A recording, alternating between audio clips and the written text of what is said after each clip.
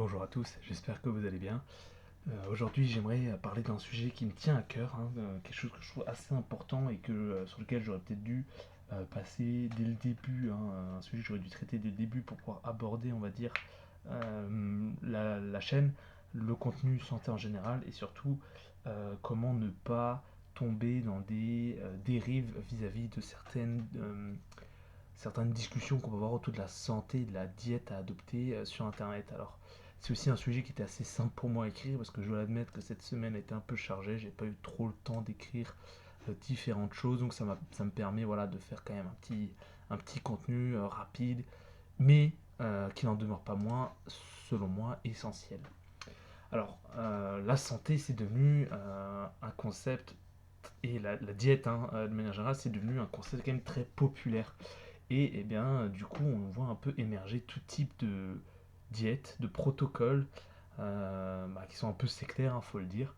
Euh, alors, il y a un peu de tout, que ce soit les carnivores purs ou les no carbs, ça peut être du coup les procétogènes, bien sûr.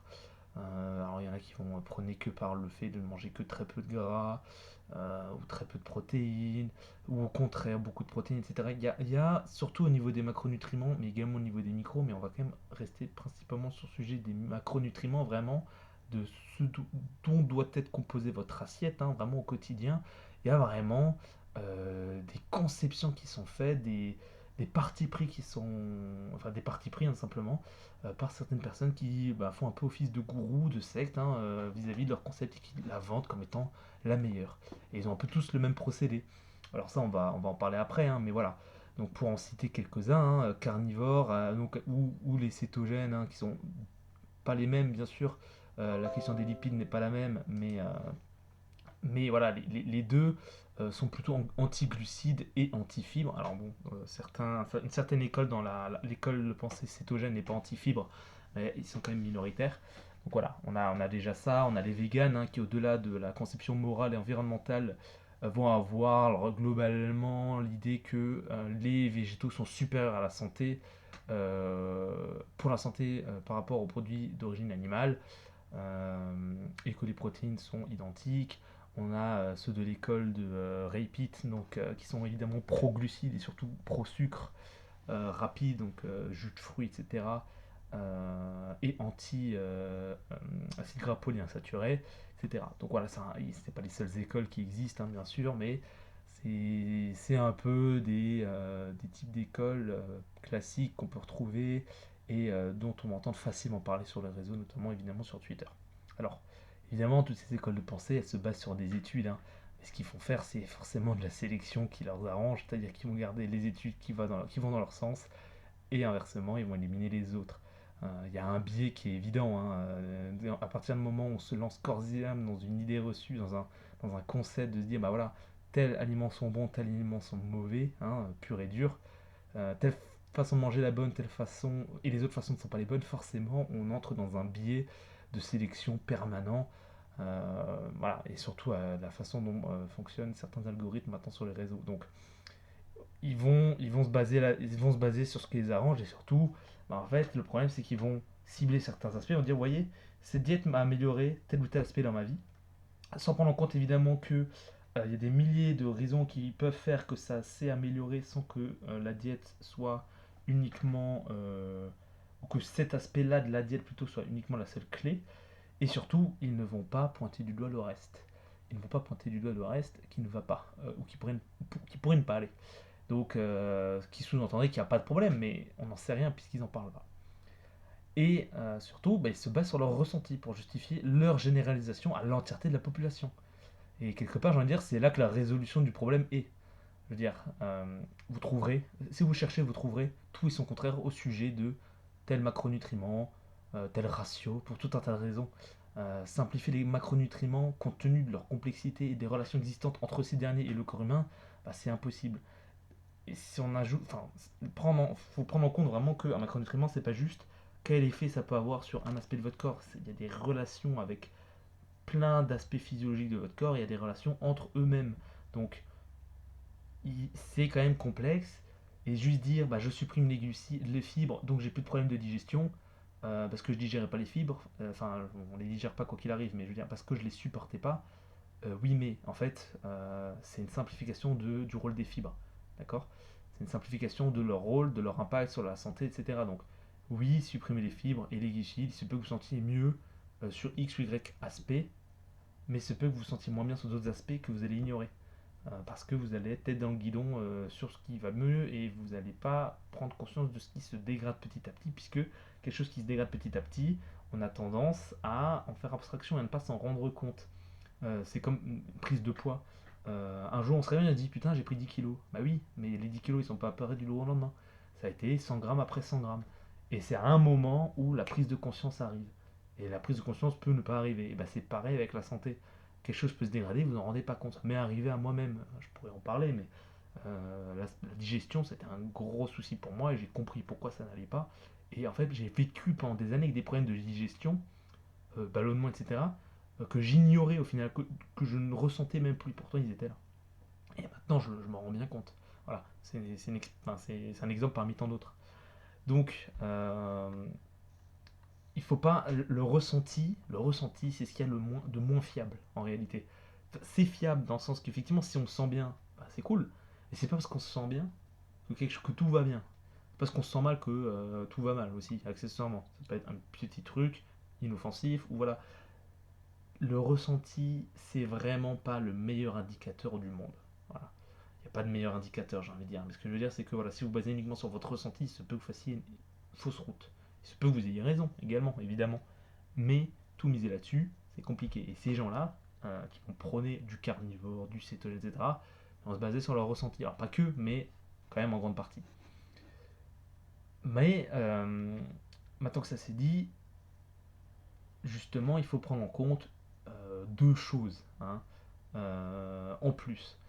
Généralement, les soucis de santé, ça prend du temps à s'installer, d'accord? Et surtout, tout n'est pas symptomatique. Vous pouvez développer divers problèmes qui font que du jour au lendemain, vous allez mourir de façon fulgurante d'un arrêt du cœur, tout simplement, d'une rupture d'anévrisme, d'un AVC. C'est fulgurant, vous ne l'avez pas senti venir. C'est parce que votre santé s'est dégradée sans que ce soit symptomatique. Euh, et de manière générale, oui, ça prend des années à se développer. Problème cardiovasculaire, ça n'est pas du jour au lendemain. Ce sont des années de mauvaises habitudes. Une hypothyroïdie qui dégénère en goitre et pire, c'est des années et des années d'hypothyroïdie. Euh, Ça, il y a des exemples, on en a plein. Et généralement, c'est entre guillemets gourou, excusez-moi du terme, mais ça peut être vrai parfois quand même, hein, dans la manière dont ils vont avoir d'exposer leur théorie et de vouloir l'imposer à tout le monde. Ben c'est que soit ils sont jeunes, pas tous, hein, mais souvent ils sont relativement jeunes, euh, ou jeunes dans leur adoption de ce procédé de diète, donc ils ne peuvent pas encore sentir les effets négatifs arriver, en sachant qu'encore une fois certains sont asymptomatiques, voire nombreux d'entre eux, et il se peut aussi qu'ils vous mentent, hein, tout simplement, accessoirement, et qu'ils juste ils se fassent de l'argent sur votre dos en vous vendant du rêve, hein. Donc ça c'est quand même des aspects qu'il ne faut pas oublier. Mais un autre aspect encore important, c'est que, et qui pour moi en fait est là la clé de tout, c'est que une diète, ça s'adapte à chaque profil. Deux personnes similaires, même ethnie, sexe, âge, etc., vont, de par leur profil ADN, être potentiellement, significativement différentes. Ce qui va engendrer que certains vont bénéficier de certaines diètes, qui peuvent être effectivement des diètes même très restrictives, parce que ils vont en avoir besoin, c'est ce qui va leur faire se sentir le mieux, et inversement, mais ça va être par exemple une diète totalement opposée à l'autre, qui l'autre va se sentir bien mieux avec une diète qui est opposée, parce que en termes d'ADN, ces deux personnes sont radicalement différentes. On peut prendre l'exemple des fibres. Ça peut, chez certaines personnes, être un problème, ou plutôt certains aliments riches en fibres vont être mal digérés. C'est déjà deux notions à avoir, hein. C'est la fibre le problème ou c'est l'aliment qui contient les fibres. C'est pas la même chose. Bon. Mais si on coupe toutes les fibres, on ne saura jamais où était vraiment le problème. Et peut-être que toutes les fibres posaient problème. C'est aussi possible. Donc cette personne va effectivement, du point de vue de la digestion, se sentir mieux. Moins mal au ventre, etc. Cependant, ça ne veut pas dire que tout le monde bénéficiera de couper les fibres, et surtout, ça ne veut pas dire que cette personne va passer outre les problèmes liés, par exemple, à l'excrétion des métaux lourds. Le fait que ça va se lier aux mauvais œstrogènes, par exemple. Le fait tout simplement que ça va permettre de réduire le risque de cancer du côlon, évidemment.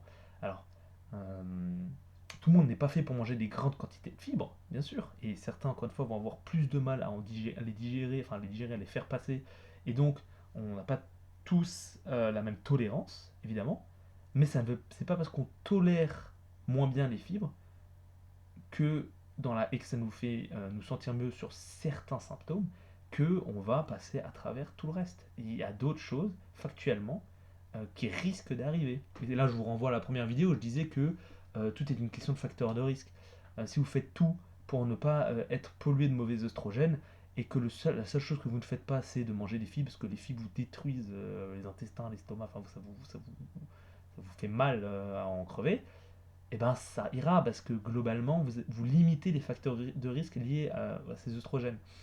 Ou métaux lourds, hein, c'est pareil.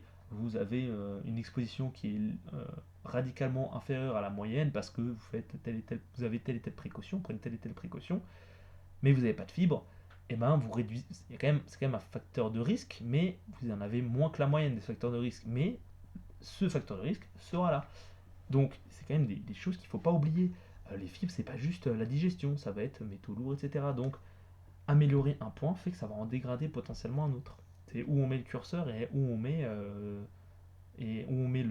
comment dire, ce dont on veut bénéficier. Et évidemment, c'est plus simple le jour de bénéficier d'une digestion agréable où on n'a pas mal au ventre, pas ballonné, et de se dire bah tant pis pour les métaux lourds, puis on verra ce que ça donne à 75 ans, qu'à l'inverse, souffrir de ballonnement, de digestion difficile, etc. Ce qui va en plus perturber d'autres facteurs, hein, d'autres aspects de votre vie, parce qu'une mauvaise digestion, bah, c'est le cerveau qui prend, hein, et tout le corps qui prend, puisque évidemment on le sait, hein, c'est un peu notre deuxième cerveau, voire notre premier cerveau pour certains. Donc il y a du bon dans les deux pour cette personne-là, mais c'est pas pour autant qu'il faut nier les autres effets négatifs qui peuvent arriver. Bon, je me suis un petit peu étendu sur le sujet des fibres, mais voilà. Euh, un autre exemple rapidement, hein, mais si votre capacité de méthylation est mauvaise, bah évidemment vous allez bénéficier d'avoir une diète plus pauvre en protéines ou plus riche du coup en cofacteurs potentiellement selon votre profil. Euh, mais admettons que même les cofacteurs, vous avez une comment dire, une difficulté monstrueuse de par votre ADN, malgré les cofacteurs, à faire de la méthylation et une méthylation efficace, et ben vous allez bénéficier d'une diète pauvre en protéines pour votre santé. Mais ça aura un impact ailleurs. Mais ça aura des bienfaits autre part. Donc, c'est encore une fois toujours ça à prendre en compte.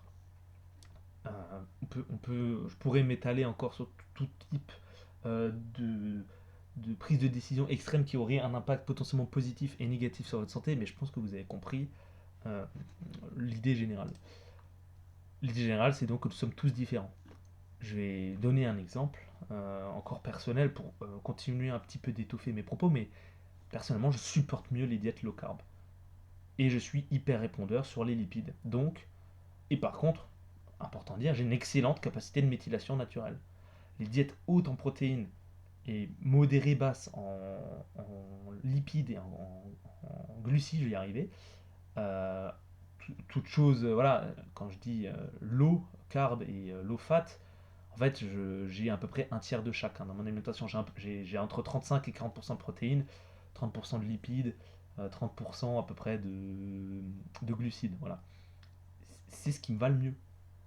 Je me porte mieux depuis que j'ai pris cette diète-là. Je digère bien les fibres de manière générale. J'ai quelques sources, notamment les légumineuses qui me font pas du tout. Mes fruits et légumes, ça va très bien. J'ai 20-30 grammes de fibres par jour, aucun souci de digestion. Par contre, je ne peux pas manger de produits laitiers, ni de blanc d'œuf, ni de gluten.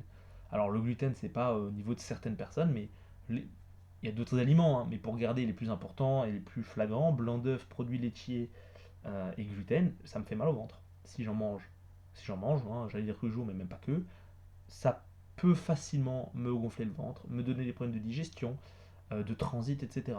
Je n'y arrive pas. Donc, basé sur mon expérience, je pourrais dire ah ben, haut en protéines, bas en glucides, bas en lipides, pas de produits laitiers, beaucoup de fibres. Franchement, là, ça ressemble vraiment à une diète de gourou, hein. Je donne des macros, j'exclus les produits laitiers, etc. Je pourrais dire bah voilà, ça c'est la diète. Ça va bien, bonne digestion, forcément, beaucoup de fibres, pas de produits laitiers, bonne santé, le sport ça va nickel. Oui, mais mes hormones vont très bien, etc. Oui, d'accord, mais c'est mon profil ADN, ça me va bien à moi. Euh, Il y a des personnes qui euh, gèrent très bien les glucides et qui peuvent en manger, qui doivent en manger beaucoup. Ça leur fait du bien, ils en ont besoin. 300, 400 grammes par jour. C'est pas tout le monde, hein. Surtout si vous faites pas de sport, 400 grammes c'est beaucoup, hein. Mais il y en a à qui ça va aller, parce que ils vont carburer à fond sur les glucides, pas trop sur les lipides. Moi je fonctionne bien sur beaucoup de protéines et modéré sur les deux autres.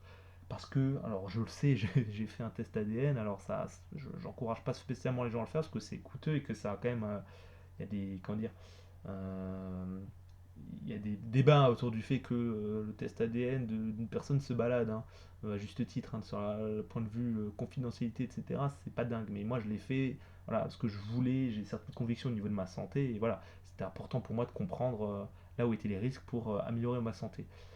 Je le sais que cette diète-là, c'est celle qui me convient. Intuitivement, j'étais tombé dessus avant ce test ADN.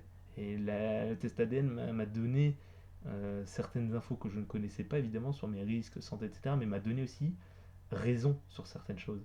Donc je fais bien de manger comme ça, parce que c'est ce qui me va à mon ADN. Encore une fois, c'est ce qui convient à mon corps. Mais ça me convient au mien. Ça ne conviendra peut-être pas à celui de mon voisin. Voilà. Donc ces écoles de pensée sont un peu strictes. Elles vont dire des vraies choses quand elles vont dire que en éliminant ça, vous avez tel impact sur votre santé que ça peut être positif. Ils ont raison. Ce sont des pistes à étudier. Mais il faut comprendre les limites, c'est-à-dire là, ce qu'ils ne vous disent pas, en fait, tout simplement, il faut comprendre ce qu'ils ne vous disent pas pour comprendre quelles sont les limites de ces diètes. Et après, on fonctionne alors soit par tâtonnement, soit par test ADN, plus éventuellement un panel, prise de sang pour voir quels aliments sont tolérés ou non tolérés. Et bon, si vous avez mal au ventre en mangeant quelque chose, ça doit vous mettre la puce à l'oreille. Faites pas comme moi, hein, qui avait mal au ventre et gonflé pendant des années, et puis d'un coup, ah bah oui, tout ce que je mange, je le supporte pas. Ouais, bah, mais, bien vu, mais j'étais censé me rendre compte il y a 3 ans. Bon, bah, je m'en suis pas rendu compte. Donc, soit on fait par tâtonnement, en étant vraiment attentif, soit on fait des tests. Euh, Bon, ADN et panel 220, l'ADN, le test ADN, c'est ce que vous faites, hein, je peux vous rediriger vers là où je l'ai fait, ça a coûté quelques centaines d'euros. Un panel 220, ça coûte aussi 200, 250 euros là où je l'ai fait. Ça, un panel 220, c'est quand même plus. Comment dire, il y a moins de risques. Enfin, comment dire, le point de vue confidentialité, ça va, hein, vous exposez pas grand chose de votre vie, hein, à part votre profil de tolérance alimentaire. Bon, c'est pas la fin du monde. C'est quelque chose, si vous avez des gros problèmes de digestion, personnellement, je trouve que c'est quand même pas mal de le faire parce que, alors j'appelle ça panel 220 parce que c'est le nom que le laboratoire où je l'ai fait, c'est le nom qu'il donne au test, hein. Mais ça m'a permis de voir que je supportais pas les produits laitiers, je supportais pas le blanc d'œuf. Alors, spoiler, hein, entre le shaker de whey, la caséine avant de dormir, les produits laitiers, hein, des produits fromage, etc., des produits laitiers, j'en mangeais. Je mettais du lait, hein, pour mes shakers, donc j'en mangeais, j'en avais encore. Le gluten, je l'ai vu là-dedans, je mangeais de temps en temps, évidemment. Alors moi, j'en mangeais pas souvent, mais voilà, tout ce qui était pâtes, etc., ça me donnait mal au ventre. Blanc d'œuf, bah, je mangeais 8 œufs par jour, bonjour, hein, la gueule de l'estomac. J'étais intolérant à la moutarde, c'est mon condiment préféré, j'en mettais dans tous mes repas, etc. etc. Donc ça donne quand même des clés intéressantes, hein, sur votre santé, ça. Parce que tous ces aliments que vous ne digérez pas, ça fait de la perméabilité intestinale, hein, sur le long terme. Bon voilà, bref.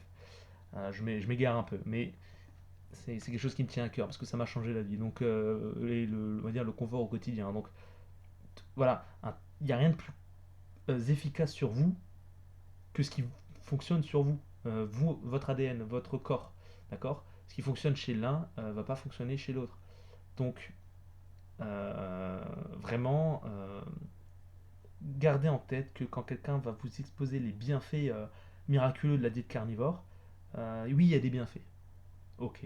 Mais il y en a des choses qui vont pas aller et qui sont pas exposées. C'est normal, ils vont pas exposer ce qui va pas, puisqu'ils font de l'argent sur cette visibilité, sur ce rêve qu'ils vous vendent. Donc gardez en tête que peut-être que ça vous fera du bien sur certains aspects, parce que en éliminant les fibres, par exemple, vous éliminez quelque chose que vous ne tolérez pas. Mais si ça se trouve, vous les tolérez très bien, les fibres. Et éliminer les fibres alors que vous les tolérez, ça n'aura aucun bénéfice sur vous, au contraire. Donc gardez toujours en tête que c'est systématiquement des bénéfices et à l'inverse des effets néfastes, et que ça ne fonctionnera sur vous que si c'est foncièrement ce dont votre corps a besoin. Voilà, tout simplement. Je vais arrêter de m'étendre là-dessus parce que je pense que je tourne en rond et je vous avais compris l'idée. Maintenant, je vais quand même donner encore un petit bonus, c'est la phrase manger comme vos ancêtres. Je suis désolé, mais cette phrase n'a aucun sens. Alors déjà, de quel ancêtre est-ce qu'on parle? Parce qu'un ancêtre, ça veut tout et rien dire. On parle de celui qui mangeait des racines et des feuilles, on parle du chasseur-cueilleur, on parle de celui qui a commencé l'agriculture il y a 15-20 000 ans. Quel ancêtre? Parce que théoriquement, on doit manger de façon contemporaine si, ouais, je dis bien si, les changements n'ont pas été trop brutaux, hein, ce qui est malheureusement le cas de notre société. Donc effectivement, manger de façon contemporaine, c'est pas terrible, mais si on mange pas de façon contemporaine, on doit manger de la façon de l'ancêtre, d'un ancêtre proche en fait. On va dire avant changement brutal. Car le corps s'adapte, l'homme avec un grand H s'adapte. Alors, il s'adapte pas à tout, hein, c'est pas dit qu'on s'adapte à la junk food et aux additifs et aux métaux lourds, mais l'homme avec un grand H s'adapte, et donc le corps, depuis quelques temps maintenant quand même, hein, s'est adapté à l'agriculture. C'est-à-dire que manger des glucides complexes en relativement grande quantité, 200 grammes par jour, 300 grammes, ça va dépendre des personnes, 150, enfin voilà, euh, ça c'est toléré hein, par la plupart des gens, ça va très bien. Alors, je dis c'est toléré par les peuples qui ont l'habitude d'en manger, évidemment. S'il y a des peuples qui n'en mangent pas, je sais pas, les Inuits par exemple, qui mangent quasiment que des lipides, évidemment, eux c'est pas pareil, mais je parle pour un Européen. Un Européen, tout ce qui est plus voilà, lambda, il s'est habitué, je vais y arriver, au fil des générations à l'agriculture. Il peut en manger des glucides, pas obligé d'être en cétogène tous, hein, ça va très bien. Alors évidemment, selon votre ADN, vous allez plus ou moins être à l'aise avec les glucides. Mon cas, c'est que je ne suis pas à l'aise avec beaucoup de glucides. Je peux pas en manger des grandes quantités, mais je peux en manger. J'ai intérêt à en manger même quand même une certaine quantité par jour, quoi. Il y a un minimum. Euh, et il y en a encore une fois qui vont par contre pouvoir en manger beaucoup plus. Donc manger comme les chasseurs-cueilleurs, c'est un non-sens. L'ancêtre est trop lointain. Le corps a évolué depuis, hein. Enfin, je dis le corps, mais voilà, il y a eu l'évolution, l'adaptation de l'homme avec un grand H, encore une fois. Et surtout que ce qu'il mangeait, hein, la viande qu'il mangeait, bon, c'était avec les tripes, hein, n'oubliez pas, parce que vous avez tendance à pas les manger, les tripes. Euh, C'était les fruits et des légumes et des racines qui n'ont rien à voir avec ce qu'on a aujourd'hui. Donc on ne peut même plus, de toute façon, manger comme eux. Ça n'a rien à voir. Donc, manger comme des ancêtres, je me répète, mais c'est un non-sens. C'est un non-sens complet. Qu'on veuille le manger le moins transformé, alors c'est une chose, et c'est une vision que je partage. Alors, il faut discuter des termes transformés, mais globalement, dire, bah voilà, je veux manger euh, produits animaux, viande, poisson, etc., fruits et légumes, pas autre chose, et pas de plats transformés, voilà, de barres de chocolat, machin. C'est très bien. Personnellement, je suis de cette école de pensée-là, hein. Les changements récents sont pas du tout adaptés dans notre profil génétique, hein. Bah, il y a l'exemple du fructose par exemple. Le fructose des fruits, il est plutôt bien toléré, hein. Prenez des jus de fruits tous les jours sans repas ou bah, des sodas, hein, des sodas sucrés. Votre foie, il se fait éclater parce que vous faites un foie gras super rapidement. Mais pourquoi? Parce que l'humain s'est adapté aux fruits. Il sait ce que c'est le fructose qui arrive en petite quantité avec des fibres, etc. Le foie, il sait gérer, mais un shot de fructose à 30-40 grammes d'un coup, voire plus, instantanément, comme ça, dans la digestion, qui arrive direct au foie, ça, il sait pas encore faire. Mais parce que ça n'existait pas, ça, il y a 200 ans, j'imagine. Bon, je dis peut-être une connerie, hein, mais vous m'excuserez. Je sais pas à quel moment on a commencé à faire des jus de fruits et des sodas, mais je veux dire, vous voyez l'idée, le corps s'est pas adapté à ces changements-là, et peut-être qu'il s'y adaptera jamais, encore une fois, hein, on n'en sait rien.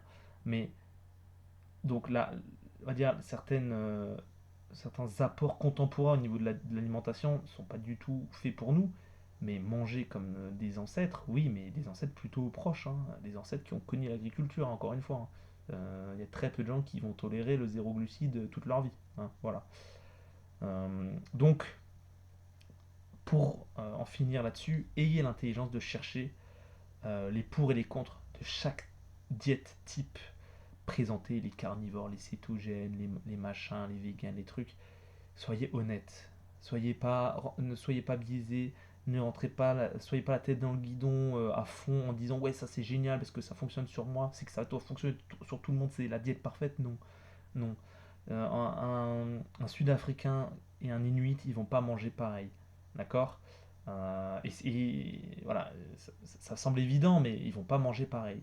Ça vous semble évident parce qu'ils ont un environnement qui est radicalement différent. Et ben, dans le même environnement, je sais pas, un Parisien et un Parisien, ils peuvent avoir des besoins très différents et avoir des diètes très différentes, ou plutôt adapter les diètes de façon très différente à leur profil. Pourtant, on pourrait dire qu'il n'y a rien de plus parisien qu'un autre parisien. Et ben pourtant, d'un point de vue de l'ADN, c'est évidemment affreusement faux. Alors imaginez encore une fois entre je sais pas, un Sud-Africain et un Inuit, bon évidemment là, mais là voilà, encore une fois là ça semble évident, mais en fait c'est pour tout le monde le cas. Entre un Américain et un Américain, et ben il y en a un il peut aller carnivore, ça va aller super bien pendant X années puis ça ira pas, et l'autre s'il fait ça, ça ira pas au bout de 2 mois. Et ben voilà, deux génétiques différentes. Donc faites des tests.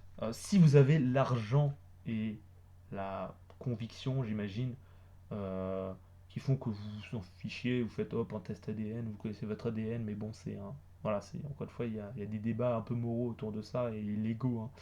Euh, mais si vous voulez le faire, faites-le. Et puis vous saurez ce qui vous convient. Un test d'intolérance alimentaire, ça coûte moins cher, c'est moins bizarre, on va dire. C'est moins, comment dire, ah, bon, j'ai pas le mot, vous m'excuserez, mais vous comprenez l'idée. Voilà, ça pose moins de problème de le faire. Si vous avez l'argent, c'est important pour vous, faites-le et vous saurez quoi manger. Alors, vous ne saurez pas quoi manger en quelle proportion, mais vous savez quoi ne pas manger plutôt. C'est plutôt ça. En tout cas, quoi ne pas manger de façon chronique et importante. Bref, voilà. Ce genre de tests, si vous avez envie de les faire, les moyens de les faire, ça va vous donner des. C'est plus que des pistes, hein. C'est les réponses. Ça va vous donner des réponses. Sinon, vous pouvez faire avec des pistes, des tentatives, des tests. Moi, c'est ce que j'ai fait. Euh, j'ai fait des tests, je suis arrivé à ma diète avant de faire mon test ADN. J'ai fait des tests quand j'ai essayé de perdre du gras, j'ai fait des tests avec des diètes low carb, j'ai fait des tests avec des diètes low fat. Et ben la low carb, je l'encaisse sans souci pendant des mois. La low fat, au bout de 2 mois, je perds plus de poids parce que mes hormones prennent trop un coup. Je suis trop sensible au niveau des hormones, j'ai trop besoin de certaines quantités de lipides. Et ben voilà, je le sais. C'est des exemples parmi tant d'autres. Essayez, essayez et vous comprendrez ce qui fonctionne sur vous, encore une fois. J'espère que je suis pas trop, enfin que je me suis pas trop répété, pas trop perdu, pas trop tourné en rond, mais je pense que c'est un sujet important à traiter, que c'est important, voilà, de donner, comment dire, ma vision des choses sur ces diètes qui sont préfaites et qu'on vend comme miraculeuses, parce que vraiment ça peut vite être une catastrophe, honnêtement, sur la santé. Vous faites du carnivore, et puis je sais pas, vous faites avec du lait cru, parce que c'est un peu la mode. Bon, bah, si vous faites une petite infection, bon, bah voilà, ça peut très vite être chiant, hein. Comme petite anecdote perso, mais voilà, un jour j'étais jeune, hein, j'étais con, j'avais la flemme de cuire mon poulet. Alors je dis la flemme, je l'ai cuit, hein, mais il était pas bien cuit, il était rosé au centre. Enfin rosé, rose, cru, hein, au centre. Je me suis dit, bon, pas très grave. Un poulet en France, les normes d'hygiène, allez, c'est bon quoi. Bah, j'ai fini à l'hôpital parce que bactérie qui a créé une petite infection, qui a déclenché mon appendicite, qui a déclenché une péritonite. Voilà, bon, si vous ne savez pas ce que c'est une péritonite, hein, c'est une grosse infection à 2 jours près, d'après la personne qui m'a opéré, c'était une septicémie. Donc une septicémie, hein, c'est une infection généralisée du sang, hein, pour si vous ne saviez pas. Donc, vous voyez, euh, voilà une bactérie, ce que ça peut faire. Donc, parce qu'on n'a pas cuit son truc, qu'on l'a pas pasteurisé. Donc, oui, le lait cru a des bienfaits. XY, il y a de la lactoferrine, c'est super. Bon, ben, si vous avez une bactérie dedans, ben, amusez-vous bien. Donc, c'est pas parce qu'on vous présente les bienfaits d'un certain produit en particulier, d'une certaine chose en particulier, qu'il n'y a pas de choses négatives. Voilà. C'est un peu le dernier exemple pour parler du lait cru rapidement, parce que c'est un peu la mode. Donc gardez toujours ça en tête. Les bienfaits, c'est cool, mais les méfaits, ils sont lesquels? Quels sont-ils? Voilà, ça pour parler français. Quels sont-ils? Je vous laisse sur cette phrase très philosophique, bien sûr. Je vous remercie encore d'avoir écouté ce podcast et je vous dis à bientôt pour un prochain sujet. Qui sait ce qu'il sera. Merci encore et très bonne journée. Au revoir à tous.